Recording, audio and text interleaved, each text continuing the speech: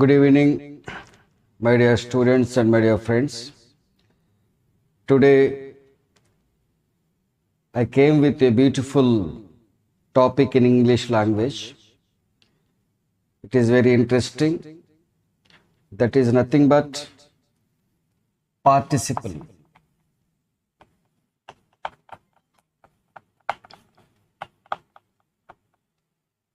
Participle is a word that is often used in our English language.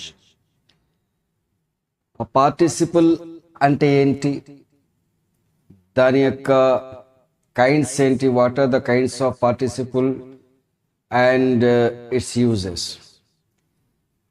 మనం తరచుగా ఈ పదాన్ని వింటూ ఉంటాం. So it is very interesting and beautiful word. So first of all, let us know the definition of the word participle. It is a word that is used as a verb and also as an adjective.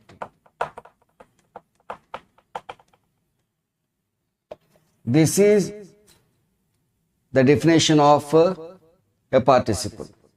అంటే participle అనేది వెర్బ్గా కూడా ఉపయోగపడుతుంది, యాడ్జెక్టివ్గా కూడా ఉపయోగపడుతుంది. ఇది ఒక interesting topic. ఒకే పదము participle అనేటువంటిది వెర్బ్గా కూడా ఉపయోగపడుతుంది అండ్ యాడ్జెక్టివ్గా ఉపయోగపడుతుంది. అది ఎలాగా, ఏమిటి అనేది ఇప్పుడు మనము బ్రీఫ్గా డిస్కస్ చేద్దాం.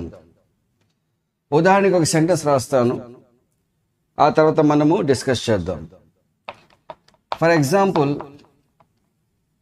హిదాయా is running along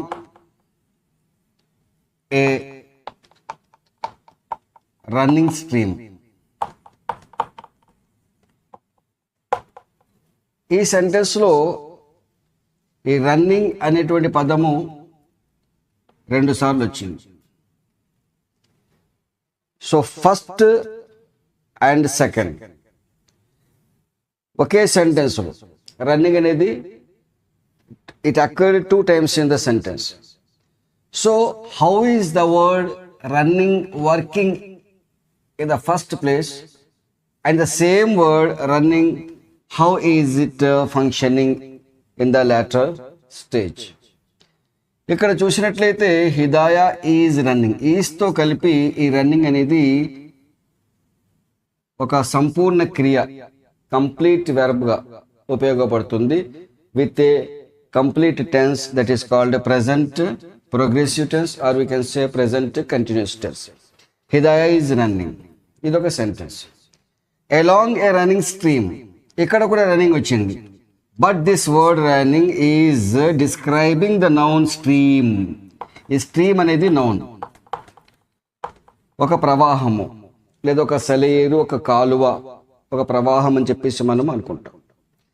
a running along stream, what kind of stream it is? Running, ప్రవహిస్తున్నటువంటి సెలయేరు, రన్నింగ్ స్ట్రీమ్ లేదా ఫ్లోయింగ్ స్ట్రీమ్ అని కూడా చెప్పొచ్చు. సో ఇక్కడ ఈ రన్నింగ్ అనేది even though it looks like a verb, verb లాగా కనిపిస్తున్నప్పటికీ ఇక్కడ ఈ పదము ఈ స్ట్రీమ్ అనేటువంటి నౌన్ని క్వాలిఫై చేస్తుంది. And we all know a word that describes a noun is called an adjective. For example, మనం చాలాసార్లు చదువుతుంటాము. For example, Neha is A girl అన్నాను, అంతే. నేహా ఈజ్ ఏ గర్ల్ అన్నప్పుడు ఈ గర్ల్ అనేది noun.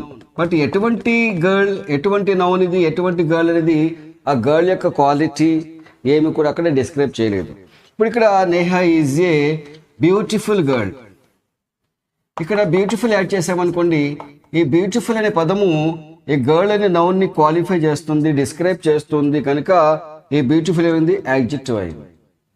So Neha is a beautiful girl అనే సెంటెన్స్లో beautiful is an adjective because it is describing the quality of the noun girl.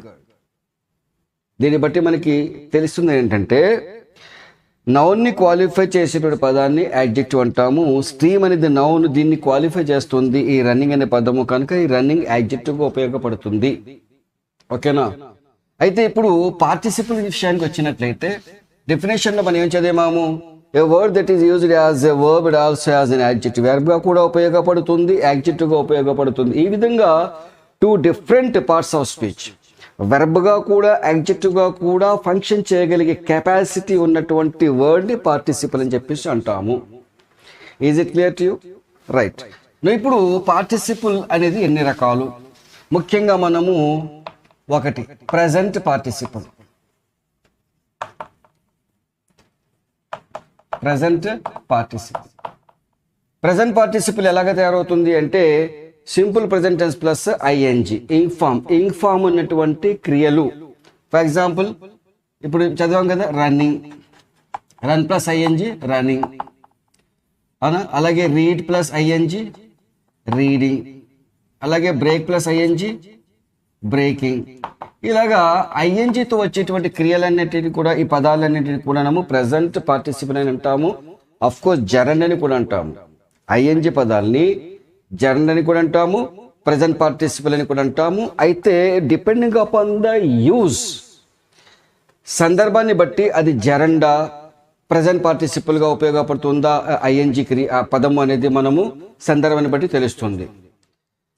Adjective గా ఉపయోగపడుతుంటే ప్రెజెంట్ పార్టిసిపుల్, ఓకేనా? And verb గా కూడా ఉపయోగపడుతుంటే ప్రెజెంట్ పార్టిసిపుల్. నౌన్ గా ఉపయోగపడితే జెరండ్ అంటాము. అది వేరే టాపిక్ లో I will discuss the difference between the present participle and the gerund, how it is used in different categories and different context. ఇక్కడ మనం ప్రెజెంట్ పార్టిసిపుల్ మాట్లాడుతున్నాం కనుక రన్నింగ్, రీడింగ్, బ్రేకింగ్, ఇది వెర్బ్ గా ఉపయోగపడింది ఇందాక సెంటెన్స్ లో. Hidaya is running, so present participle. అదే కొద్దిగా ముందుకు వెళ్ళిన తర్వాత ఏం చదవమండి, అలాంగ్ ఏ రన్నింగ్ స్ట్రీమ్, అక్కడ రన్నింగ్ అనేది యాడ్జెక్టివ్ గా ఉపయోగపడింది, అవునా? సో ప్రెజెంట్ పార్టిసిపుల్ ఐఎన్జితో ఉంటుంది. Second one past participle. Past participle ఏంటి? మీకు నేను ఇచ్చాను conjugation, verb forms, present tense, past tense, past participle. ప్రతి క్రియకి 3 రూపాలు ఉంటాయి, 3 ఫార్మ్స్. దాన్ని మనము ఇంకో విధంగా V1, V2, V3 అని చెప్పేసి చదువుతుంటాము. For example see, write V1 present tense, wrote past tense V2, written past participle V3. దీన్ని మనం V1 గా, దీన్ని V2 గా, దీన్ని V3 గా, అంటే present tense, past tense, past tense. So ఈ పాస్ట్ పార్టిసిపుల్ V3 ఫామ్, అవునా?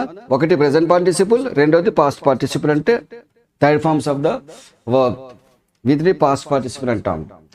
ఇది కూడా వెర్బ్ గా కూడా ఉపయోగపడుతుంది అండ్ ఎలాగ ఉపయోగపడుతుంది?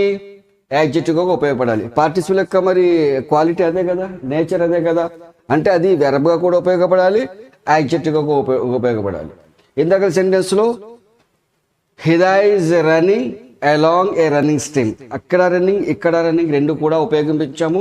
ఒక చోట వెర్బ్ గా ఉపయోగించాము, అదే సెంటెన్స్ లో చివరికి వచ్చిన తర్వాత యాడ్జెక్టివ్ గా ఉపయోగించాము.